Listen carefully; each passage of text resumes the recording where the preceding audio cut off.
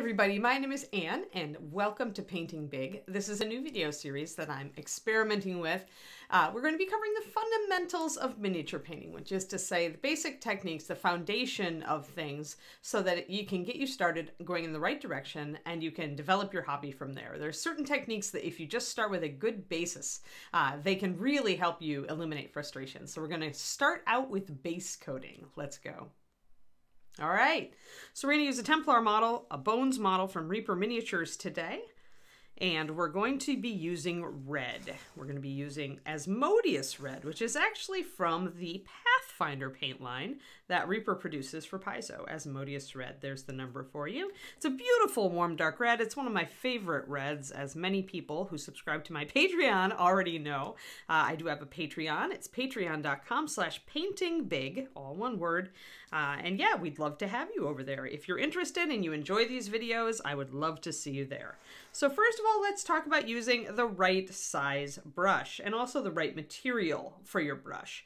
So you want to use a softer brush, first of all, for base coating.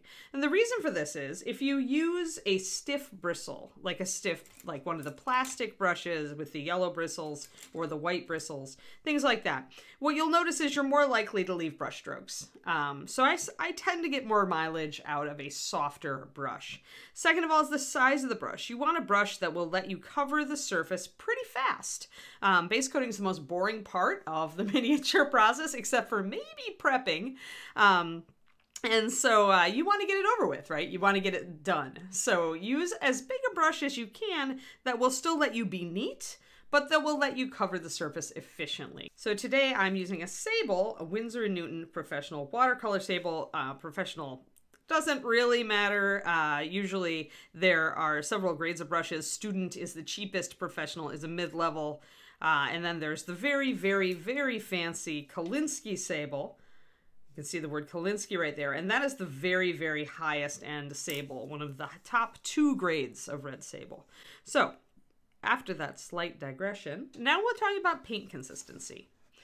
If you use a wet palette, you probably can afford to just drop the paint right onto the wet palette, give it a little bit, just stir it around a little bit, and then use it. The wet palette is going to wick water up through the membrane into your paint. So it's going to actually thin it over time, and it's going to thin it more over time. So don't leave it sit for a couple hours and then try to base coat with it. It's probably going to be too wet. If you're working with a well palette like I do, this one I love, it's got little tiny wells. I usually use about a 4:1 to a 5:1, and that's paint to water. So 4 drops of paint to 1 drop of water, or 5 drops of paint to 1 drop of water. How do I decide? Pretty easy. If the paint is a little bit transparent, like a yellow, orange, or red, I tend to go with the 5:1 ratio. And if it has good coverage, I'll go with the 4:1. Either way, if you thin a little bit more, you may find that you need 2 thin coats on the model instead of 1, just like Duncan from Games Workshop says, 2 thin coats is really where it's at. But sometimes you can get away with just 1, so we'll see. The third thing you want to know is the right load of paint. So a lot of people, I used to teach a paint club at Reaper Miniatures, and a lot of people would take all the paint off their brush and then they would start to spread it on. And that's great for other techniques, but for base coating, you really want a glob of paint on there. Ideally, you want it pretty wet, and then you want to just kind of spread it across. If you have too little paint on your brush, that's where you're going to get brush strokes. So you want to actually kind of load up. You're just going to dab it down and start painting. And the last thing to tell you about base coating is start at one edge and work across, or start at the top and work down, depending on the shape of the surface that you're working with. Why do you do this? Because if you start in the middle here and you spread across, by the time you're done over here and you come back, that edge may be dry, and that can leave a little bit of globbiness in your paint. It doesn't always, and it really depends on the paint line you're using, but it can. So what I like to say is always work against a wet edge. And this is especially true if you're painting a very large model, and especially true if you're trying to paint something like a tank or a walker or some other mechanical device without using an airbrush. You really want that smooth base coat for those kind of things. I usually recommend using an airbrush on armor, but if you're not, then do use this technique. Go like across every panel or across every section and just always be painting against that wet edge. And as you can see, at about a 5:1, This puts a very nice, solid, beautiful base coat on this cape.